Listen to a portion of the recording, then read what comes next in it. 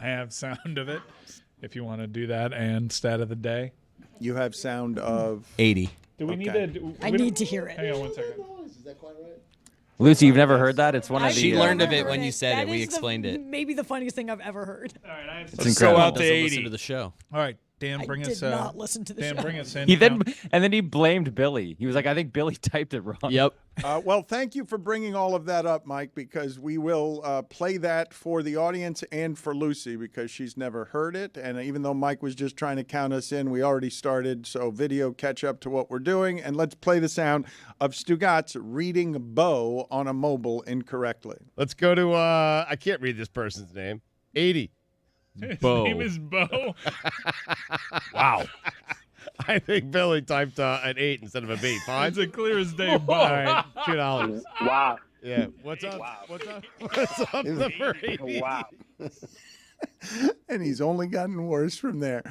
Do you have a stat of the day, Mike Schur? Because we were too busy doing your weekend observations and didn't get to the stat of the day. I have 2 stats of the day, Dan. Oh, wow. This is very exciting. He hasn't been around for a while. So, Lucy, what are you laughing at? You're still laughing at Bo 80? He's just like, I can't read this. It's 2 letters. Let's go to, I can't read this person's It's 2 name. letters, and he read 80. he read both of them as So a number. confused. Let's go to, I can't read this person's name. 80. He's like, I got 2 options here. Which one am I going to go with? Right. But the option you might go with is letters. But no. I can't read this person's name. It's a person. Surely their name must be 80. Let's go to, I can't read this person's name. 80. Jerry Rice. He not only blames Billy, he then tries to fine Billy. He says, he says, I think Billy typed an 8 instead of a B. Is that a fine? Let's go Tries to, to, I can't read this person's name. 80. His Bo. name is Bo. Wow. I think Billy typed an 8 instead of a B. Fine. It's a clear as day, Bo. All right, $2. Wow. Yeah. What's up? Wow. What's up? What's up, number 80? Wow. Can you imagine what it's like to be married to him? Because that's what it always is when you're married to him. But somehow Stugotz always wins because there is a player on the Packers named Bo Melton, number 80. How about that? Let's go out to 80. How about it? Is that the guy I used to call for the Packers, fat number 80? Because I think I don't think Nah, it's the different same guy. Anyways, let's play the stat of the day music. Start of the day, start of the day. It is your start of the day. Start of the day, start of the day. It is your start of the day. Start of the day, start of the day. It is your start of the day. Start of the day, start of the day. It is the start of the day.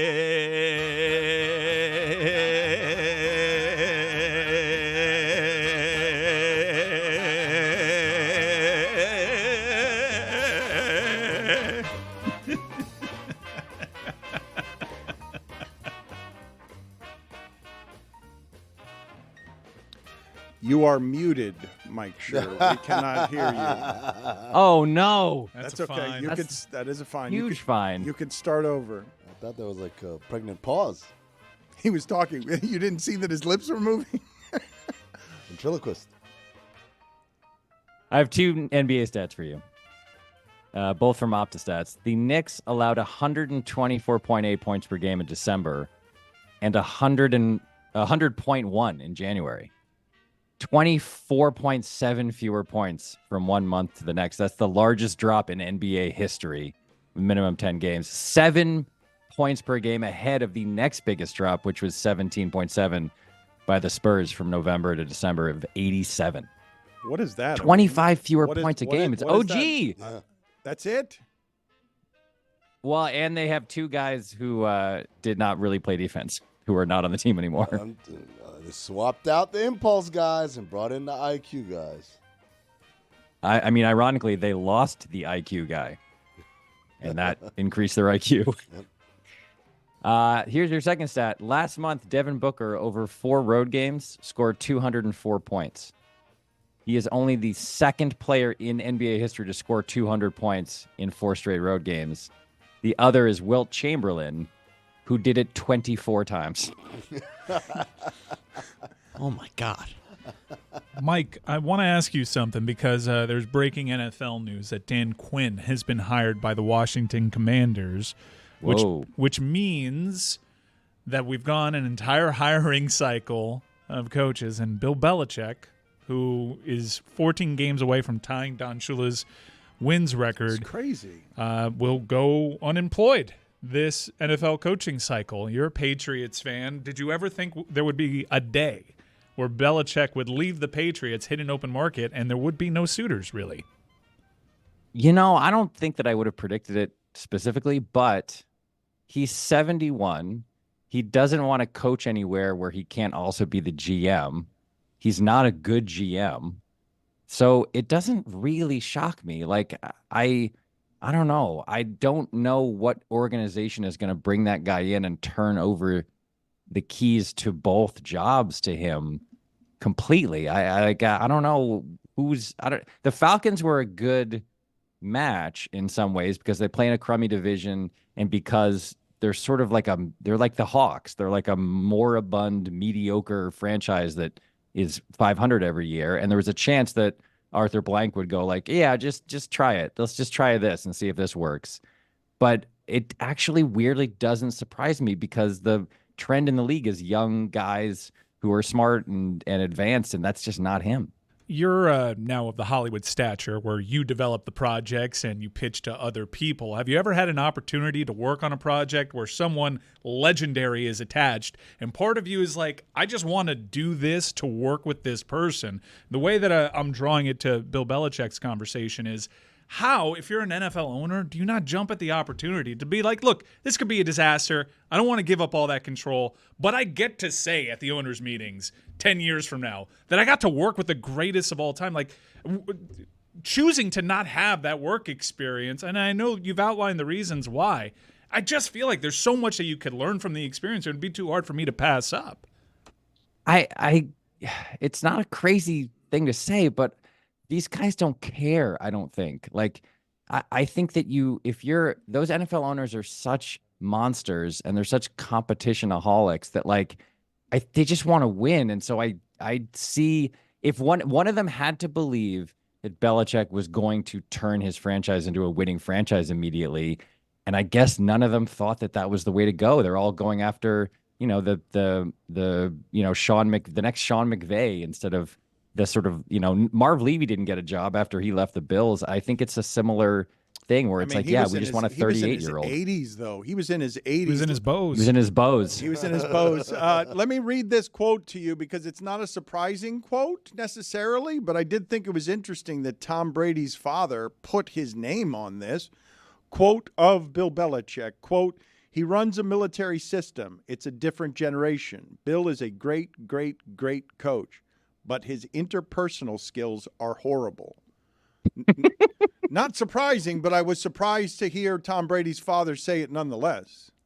Yeah, well, that family is obviously deeply invested in the narrative that Brady was the one who was responsible. So it doesn't really surprise me. But I think he's right. That's what everybody says. It's like Krzyzewski. It's like you buy into his military system or you don't. And I don't think that there's a lot of evidence that outside of New England, that's the way to go. That's not, Dan Campbell might be intense, but I don't think he's, it's not the Tom Coughlin thing where it's like you have to be on time and being on time means 15 minutes early. I don't think guys want that anymore. Just my gut instinct. I don't know. You may not have an answer for this, but has there ever been a project that you were lukewarm on, but you just had to do because of the people attached and the work experience that would go with it? Me personally, no, I don't think so. But I do know there are people who take movie rewrite jobs because they're like, this movie stinks, but whoever is the star, and I just want to work with that person. Yeah, that definitely does happen. But it's also less of a, taking a movie rewrite job isn't running a team and a franchise. You're not as front and center and responsible for the success or failure. It's just a sort of I'm going to hang out for a month and a half with this team of people and get that experience. It's not directing a movie is maybe a better analogy because it's that's your name's going to be at the front of that movie and you're going to take the hit or get the credit. And I think that's the better analogy. See, if I were an in-demand actor and I was approached by Michael Mann, I would take it knowing that he makes everyone's lives hell, but I'm I got to see this for myself. I need to know what it's like to almost die in a favela. If you look at Matt Damon's IMDb, Matt Damon has basically done that his whole career. He's chosen projects, it seems to me, just based on like, I want to work with every great director. And some of the movies aren't amazing, and he hasn't, they haven't all succeeded, but he's basically worked with every great director of the last 50 years at least once. And I think I've always felt like that was why he chose those movies. Like, I just want to be in a Terry Gilliam movie. I want to be in a Coppola movie. I don't care what it is. I just want the experience of being on a set and having that person direct me. Not a bad way to live. Did he do a movie with Paul Thomas Anderson? I don't know if he did PTA. or not. Let me ask you this question, Mike, before you get out of here. As a liberal Hollywood elitist who is terrified by what comes this way in November, what do you do with what's presently happening around Taylor Swift? I think that the weird fascination with her from the right is one of the they've done a lot of dumb things. I think that might be the dumbest thing they've ever done. Like, it's such a bizarre, I don't even know, what are they getting out of it? I don't know. I guess they just use anything they can find as a wedge. So I guess that they have some research or belief that they can create a wedge with her. But I mean, I think it's just fear. They just fear her power. I don't think they like that specifically that a woman has this kind of sway over the culture, and they're just running at it. And I think it's really stupid. The question is, can the Democrats get out of their own way and actually use it to their advantage? And traditionally, the answer to that question has been no. They do a terrible job of counterattacking. So I don't know if they'll be able to capitalize on it, but is it dumb. I don't feel like these conversations go anywhere, though, when one side says it's dumb and the other side continues to accrue power while we're saying it's dumb. Like, I keep saying some of these things are dumb, and I keep seeing more and more power and more people, angry people, people partaking in white grievance. I keep seeing the army get stronger and more armed. Well, I think it's dumb because I think it'll backfire. I think it's dumb because she's the savviest person in the world. I don't know if you read the big cover story about her in the New York Times Sunday Magazine a couple months ago, but she has figured out how to talk directly to her fans without any intermediaries. And so if they think they can get between her and her fans, I think they're wrong. And so whatever they try to do to, throw a wrench in the works of whatever it is, however involved she wants to be in this election cycle, I think they're wrong. I think it'll backfire. That's what I mean when I say it's dumb. Not that, it's also just dumb in the general sense of it being a dumb thing to do, but I think it's dumb because I don't think it'll work. Mike, good talking to you. Good seeing you again. Don't be such a stranger. Bye, folks. I forgot to mention when Mike Schur was on with us, he's got Dave Roberts on the podcast that he does with Joe Posnanski, a part of the Le Batard Show, Le Batard and Friends Network. And the podcast is excellent on baseball and other things. And Mike Schur says that Dave Roberts was delightful. Also delightful, Mina Kimes and her dog Lenny do a podcast together. If you want maximum football information, where she totally geeks out on all of the minutia that will make you learn football and enjoy all the things the wonderful Mina Kimes is. The Mina Kimes Show with Lenny is something that you should check out. I have a couple of coaching questions for you. The first I have, because Mike Florio is going out after Adam Schefter on what he's calling irresponsible reporting around Ben Johnson. That's not the part I find most interesting. The part I find most interesting is that Ben Johnson was reportedly seeking $15 million a year, and the Seattle job and the Washington job seem imperfect, so he goes back as offensive coordinator to the Lions. What do you think really happened here? It's a really good question because there's so much smoke around a decision like this, especially the fact that it's not just happened one year, but the prior year, right? Ben Johnson was a head coaching candidate last year. There was a lot of buzz about him in Carolina. He goes back to Detroit. That kind of made sense because we were like, I don't know how good the Carolina job is. Go back, build your resume, you have your choice. Then this year, he seems to have his choice. So for him to go back again is curious. And I think to say that he is going back because he just loves Detroit and he's so loyal and he wants to win a Super Bowl and screw those other teams, I have my doubts about that. And I think it's plausible maybe those jobs weren't on the table for him, the ones at the end that he wanted. Perhaps money was a factor. It's impossible to know exactly whether it was like a, well, I'm going to dump you before you dump me situation with him. I do think, however, and Dominique and I talked to us about this a little bit on my show earlier this week, while it might not be that he returned to Detroit purely because out of the goodness of his heart or his love of the Lions and his desire to win a Super Bowl, it is undeniable that it is a good job. I don't know what he's making there, but I suspect it's a lot. I suspect he likes working for Dan Campbell. He has total autonomy over the offense. I think all those things are true without knowing exactly what the money piece was. I'm not going to tell you anything about the personnel you're getting. I just tell Mina Kimes, you're starting a franchise right now of all the coaches who are available, everyone, coordinators, everyone. Your top 3 people that you believe are so innovative that you absolutely must start with them. She's going to sound like a homer here. You think so? But she's been touting Mike McDonald since the beginning, though. Yeah, but I'd be crazy. Dan, you're asking me to pick from the current everybody. Pool of head I'm coaches. saying you're starting right now. And so she'll go like Shanahan. I'm not going to speak for you anymore. Oh, okay, Mike. You want to answer the question? Mansplaining to Mina football things. Well, I think Dan, I just think it's a lot less interesting if you go with the current crop of head coaches because those answers are obvious. It's clear. It's Andy Reid. It's Kyle Shanahan, who also obviously, not just because they're the 2 coaches in the Super Bowl, but because of their innovativeness in terms of offense and the fact that they've clearly done a good job for so long. I would say this. I love John Harbaugh. I'm a huge fan of his, but I do think Sean McVay might be my third because I was so impressed by what he did this year. The way that offense has evolved. This was a team, the Los Angeles Rams, that I didn't think would be competitive. Now, some of that was because I didn't know what version of Matthew Stafford we would get, and he came back and was awesome coming back from the elbow injury. But I really think McVay deserves a ton of credit for the way he's navigated hardship and the way he's onboarded new players. And if you're asking me the question, okay, building from nothing, or rather, with a huge question mark in personnel, I like what he's done so far, and it gives me confidence that he could replicate the same thing with whatever happens. And he's also found a way with his progressive hiring practices to help the team's draft capital situation by just an incredible eye for talent and an ability to develop them.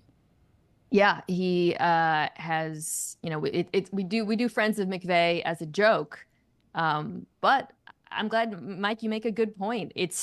I think we have associated that with, it's just the young, hot, white offensive coordinator of the week.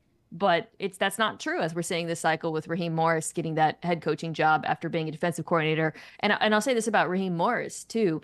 Not every team is so aggressive in promoting the coaches on their staff. I think the Rams, now, there's obviously a benefit with the draft picks for sure. But I think there's a true belief there that we want our young coaches to succeed. Mina, for years, the hot name of the assistant who hasn't been a head coach yet has been Eric Bieniemy. And then last year, kind of surprisingly, he goes to the lateral move to go to Washington. Washington has a job opening. His name really isn't mentioned much in that, and now it's gone to someone else, and all the jobs are filled. What happened to Eric Bieniemy? I thought he was the hot name. Why is he not the hot name anymore? It's a good question. A lot of it is just that the offense wasn't successful this year. I would pin most of that on the quarterback or, the lack of answers when it came to the quarterback position. You get a hot start with Sam Howell. As the year goes on, he has his ups and downs. He's injured at some points, holds on to the football very long, takes a lot of sacks, a lot of negative plays. And how much of that you want to pin on, Howell versus Bieniemy not, I guess changing those habits or getting him to evolve as a quarterback. I think that's a reasonable criticism. I would also say this. There were stories this year about the management side of things. You had players, I wouldn't say being outright critical of Bieniemy's leadership style, but you guys remembered there were stories about some friction in Washington. And I think from ownership standpoint, when you're looking at head coaches, that probably factored in. I don't know. I can't speak to, how he actually is as a leader, but I would contrast it with, again, go back into the Raheem Morris hire or maybe the Brian Callahan hire, where you have so many players and so many coaches speaking on behalf of them and talking about what great leaders they are and how much they've helped them. You haven't really had that coming out of Washington. Let me ask you this, because Mike had it right when he dansplaned there, and it did make it more predictable when I went all coaches. Among the schemers, the McDonald's and the McDaniel, among the Ben Johnsons, give me your top three people who are going to create a schematic advantage, and therefore I want to start with whatever it is they bring in terms of innovation. Okay. Well, I mean, I would still go with Kyle Shanahan. There. So we're talking existing coaches? I'm talking about the next crop. Coordinators. You got McDonald. They just went in Seattle. Okay. They just went half as young. Pete Carroll was 72. Yeah. I don't know what's too young, but they've got a 36-year-old coach in Seattle now because he's supposed to be a mastermind. You know what's interesting about that? I'll give you a name that is a guy who I don't think was associated with any head coaching jobs this cycle. I don't believe he interviewed and you didn't hear his name, and that's Steve Spagnuolo. Which is, it was funny, the AFC Championship, I was thinking, oh my God, like it was a display of defense, I think we can all agree. And I was thinking, oh my God, Spagnuolo's been in the league forever. Mike McDonald is 36 and he's like the hot young thing. And probably both of these guys are my top two when it comes to defense in the NFL right now, which is, I think, kind of cool. It shows you it's not really about age. It's just about creativity, innovation. Are you constantly changing, especially in response to how these elite quarterbacks play? And there's some similarities in DNA with those defenses. The use of simulated pressures, which is where you show blitz and then guys drop back into coverage and it causes the offensive line and quarterback to be confused. Both of those defenses, Baltimore and Kansas City, did that a lot this year. Now, Kansas City brought pressure more, which you saw in that game and in a creative fashion. But they're two of my favorite units to watch in football all season long because of the ingenuity on defense, the way they were constantly showing quarterbacks one picture and then changing the picture post snap, sometimes, multiple times. I think you have to have, unless you have absolutely elite players at every level, and there's a couple defenses that are there, but you saw one of them in Cleveland, I think, struggle in the playoffs. That's what you want right now. You want a defensive coordinator who is going to use scheme to confuse quarterbacks, and both those guys do that really well. Mina, how ashamed should David Canales be that he wrote a book that nobody read, heard of, or bought? Well, now everybody's heard of it. Okay. Dan and I were texting a little bit about this. The book about marriage that I believe, I haven't read it, so reveals, there's some revelations about infidelity and addiction and overcoming that to build a strong marriage. I mean, look, that's lovely. And I think it's also about faith. My reaction to it was, and I'm sure you guys have your thoughts on this, it's interesting to me that correct me if I'm wrong, the revelation of the porn addiction is more stigmatized than infidelity. Do we all agree with that? Let's chew on it more in the post. Yeah, we will do that. Also, put on the poll the way she said that. Just porn addiction, ? And yes or no. Yeah. Yes, the way she limped in with that. Lucy, did you have any thoughts on something unusual? Boston College, I don't know if that's a great job, but a head coach at Boston College is now going to become a defensive coordinator in the NFL. And some of these guys who are working in college are tired of what a mess college football is. I thought it was interesting that a head coach, that feels a bit like a demotion unless you want to get the hell out of college. You think going from being, sorry, you asked Lucy. Yeah. I'm so sorry. No, Quit it's your time to mansplaining. shine. I'm here all the time. Go ahead, Lucy. Lucy, maybe tell me if you agree. How is that a demotion, going from being the head coach of Boston College, no offense to Boston College, to being one of 32 defensive coordinators in the NFL? I don't think, I've seen some of the oh my God, NIL. Even if NIL wasn't a thing, that would be a job I imagine most coaches would be jumping to take.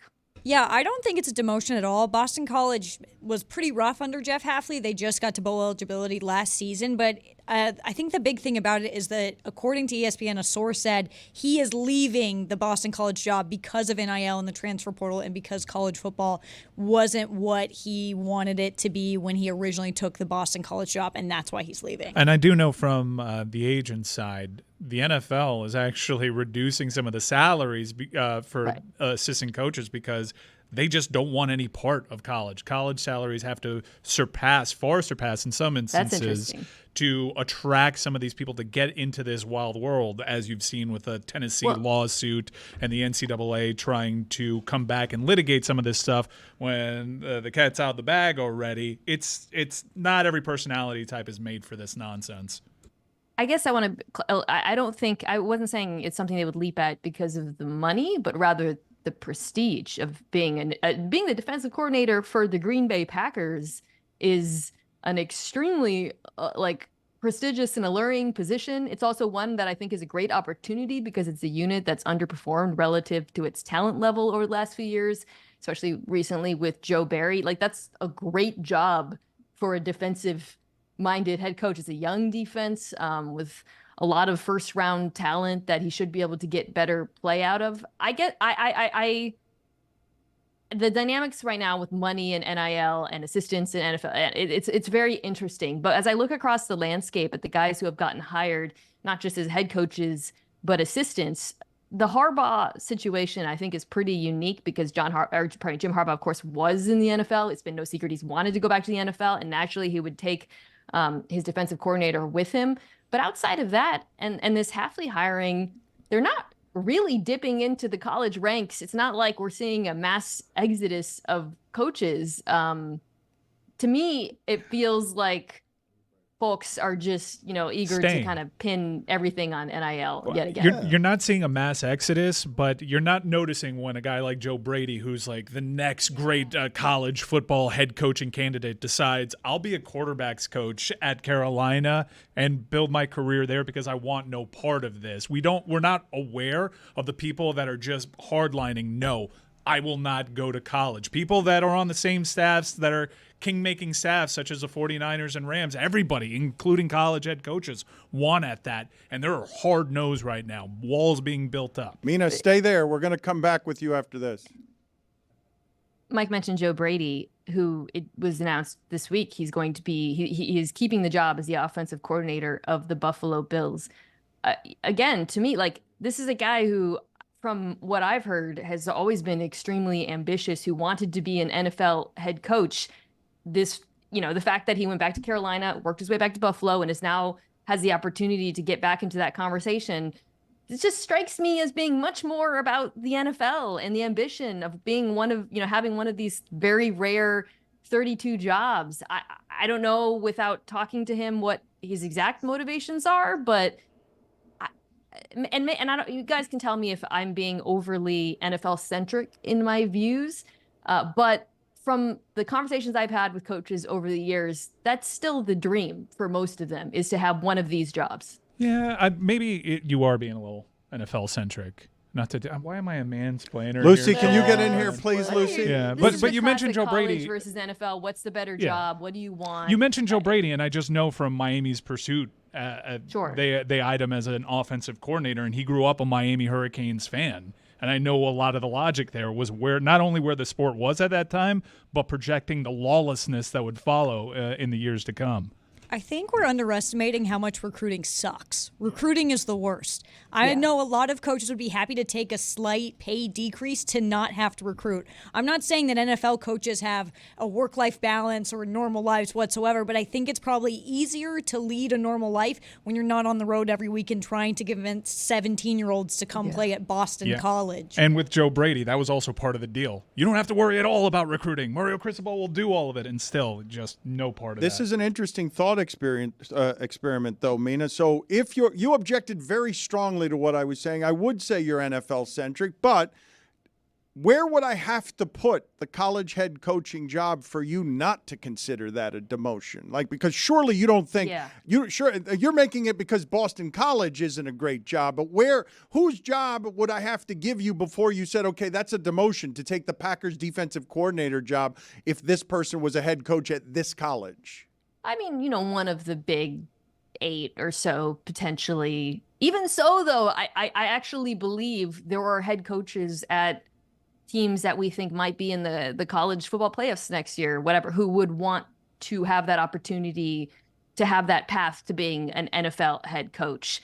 I think Lucy makes a great point about the recruiting, which of course that's always been an issue. And I think it's a great point because when we consider these coaches and what their ambitions are and what the dream job is for them, personality factors into it as well. I think some coaches just don't want to build programs that way. They want to be in a more professional environment and have employees and have people working for them who handle all that stuff. They don't want to be the god of a small town. So, I think some guys, it really just comes down to like what their personalities are like, the actual nature of the job. And that's something you can't do a sweeping generalization. Like some guys just that they would love to just stay in a small town forever, own the job, own the program, not be questioned every year, that kind of thing that comes with the NFL. Because with the NFL, there's a lot of job insecurity as well you have to deal with. It's a what have you done for me lately type of league, whether you're a head coach or a coordinator. And that is probably not appealing to certain coaches. Best explanation you have heard for why it is that the Baltimore Ravens abandoned the run? I think that there's a couple things. The success they had early on in that first drive, throwing the ball, and the success the Chiefs had offensively on those first 2 drives somehow put the Ravens, and I would say both Monken and Lamar Jackson, because there were plays where he pulled it to throw. I think you got to acknowledge that as well, or he was reluctant to scramble, which is part of their run game. I think they were in the mindset early in the game based on how those first couple of drives, both sides, we're going to have to be explosive to keep up with Kansas City. That was not true. I don't think they had to be explosive. And I think if they had stuck with the run game, they could have played their style of football. To me, it was just about who's the quarterback on the other side of the field. And it almost like it got into their heads. So you saw the video of Odell yelling, the audio of Odell yelling, what are we doing? We normally run the ball. Why? You change the game when you run the ball. Yeah. You think it has more to do with Baltimore failing to do something than Kansas City doing something to Baltimore? Yeah. First of all, the Chiefs defense played really, really well. I thought some of the blitzes were really creative. The execution of them matters. That defense is fantastic. The physicality and coverage has been a story all season long. However, the single biggest matchup Baltimore had in that game was their run game against Kansas City's defense, which had been bad against the run all year long. 27th in DVOA versus not the toward run. The end, they weren't. They weren't bad toward the end. The last month of the season, they were not bad. They were not. It was a weakness of this team that Baltimore could have exploited. Yeah, and they had players out, which I guess to Spags' credit, who called them arguably one of the greatest DCs of all time. The injuries that they went into that game on the defensive side of the ball would kind of nuke a lot of defensive coordinators. A mild spoiler alert here. I'm going to do my best to not actually get into spoilers, but True Detective Season 4 is approaching the midway point of the season, and I am all about this show, and mainly, and here's a spoiler, time is a flat circle, as we learned in Season 1 of True Detective. And this is lining up to be a mirror image. I'm going back and watching True Detective Season 1 because it is a perfect supplement to this season. There are so many similarities between the two that are intentional. And if you seize on certain lines that Russ Cole said, you could see him kind of projecting Season 4 of True Detective. I'm in love with this show. I think the performances are great. I think because it's a mirror image of Season 1, then a lot of what happened in Season 1 is this going supernatural, a hard lean into supernatural, and then there's a logical explanation for it. I think your theory is right there. Mina, how are you liking True Detective Season 4? I am liking it better than the last 2 seasons. What? I think that they're... Yeah! Are you kidding me? Season 2 and 3? I think most people are on this. That's not a hot take. I think most people I don't think it's a hot especially Season 2. Good God. Season 2 wildly underrated. I do think that it's the connections to Season 1, like it feels a little bit like the show is more about Easter eggs than about pushing forward and doing something interesting personally. However, I am liking the tone, the visuals, and the performances, and I'm giving it time. It hasn't sucked me in the exact same way season 1 did, though. That's so how I feel right you're now. kind of getting put off a little bit by some of the Easter eggs, because some of these things are looking like major plot points and an apparition that appears that is directly related to Rust. That's the part that I was like, season 1 walked a line where you're like, is it supernatural or is it? And that's what made it fun. Having a full-on ghost out there, I'm like, well, come on, what are we doing? Yeah.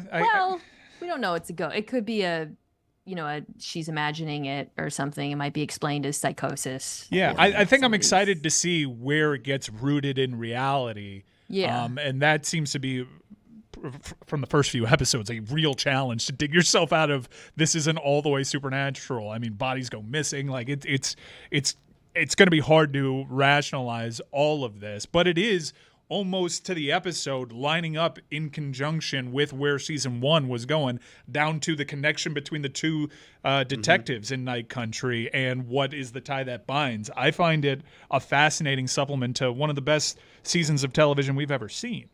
I think that's sort of what you're getting at, though, is like there's different. Some people love television for the Easter eggs and for going on the Reddit and trying to figure things out and unpacking it. And I get that. And I think this season is really catering to that in a way. That's not what I love about television generally, even detective genre. Like I don't enjoy True Detective because I'm trying to solve the crime and figure out, okay, this symbol was here, this symbol was here. I guess this pertains to all television. For me, it's more about plot and performances, and I don't think a season is quite there in terms of like the plot really sucking me in. But again, that could change. There's a lot of ball game left. Least favorite True Detective so far. 2. Really easily. Literally everyone says Nope, 2. no. Oh my God. No, that wasn't a you question. think this is worse than 2? This is worse than 2. He was not asking that like a question like porn addiction. No, he was asking. He was just saying that was so. Mina, I want the next time we talk to you, you've got good taste. Your top 10 television shows of all time, okay? Because I want you to pare it down for us. I can't do it right now. Okay, The Leftovers, Patriot, Eastbound and Down. Wait. You gotta go. You gotta go. You're blasting a sound effect into my ears. Friday Night Lights.